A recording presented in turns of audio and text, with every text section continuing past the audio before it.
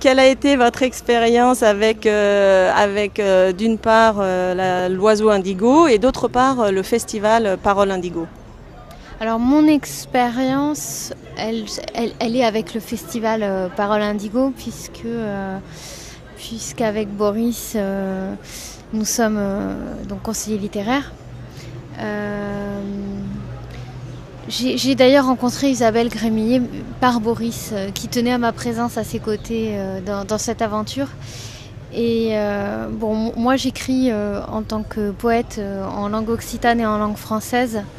Et on s'était rencontrés justement autour de cette question de la diversité linguistique en Italie, aux Journées des droits linguistiques dans les Abruzzes. Voilà, et donc ce mouvement qui me porte, moi, dans mon écriture, voilà, m'amène à accompagner le festival autour de cette question-là. Voilà, de la diversité linguistique en effet. Parce que bon, sur le festival, c'est l'espace, donc Afrique, Moyen-Orient, France, mais aussi France en son sud. Oui.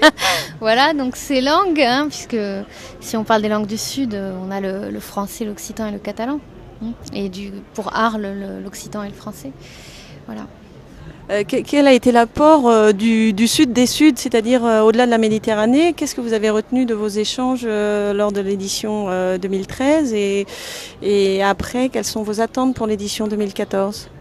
Alors justement, comment dire, en fait, je la vois pas comme une frontière à la Méditerranée, ce qui fait que je crois que les apports ils se font pas forcément dans un sens nord-sud ou est-ouest, c'est-à-dire qu'on était vraiment là au même titre les uns et les autres en tant qu'artistes, donc chanteurs, peintres, auteurs, illustrateurs, poètes, penseurs, et c'est plus dans, si je puis dire, dans nos actes créatifs qu'on a partagés. Voilà, bon, qu'est-ce que j'attends de l'édition 2014 ? Je dirais la continuation, hein, puisqu'on est parti sur le principe des biennales, c'est-à-dire que, si je puis dire, la grande année en termes de biennale, c'est 2015, et en même temps, il va de soi que il y a un festival chaque année, donc j'attends la continuation parce que cette première année en 2013, elle a été extraordinaire, vraiment. C'est pas une histoire qu'on se raconte, hein, c'est ce qu'on a vécu, ce qui nous a été renvoyé, c'était au-delà de nos attentes en réalité, je dirais. Et le groupe est là, d'ailleurs moi je trouve ça très touchant parce que j'étais là depuis la naissance du projet, donc la fameuse année qu'on appelle l'année zéro, parce qu'en fait en 2012 on a quand même fait une journée avec des débats, etc.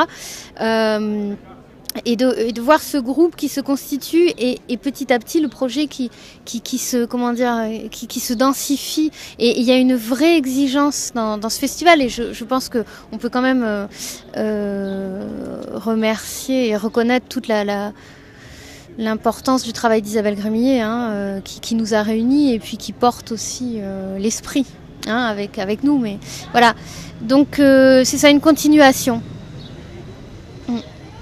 Rendez-vous à Arles.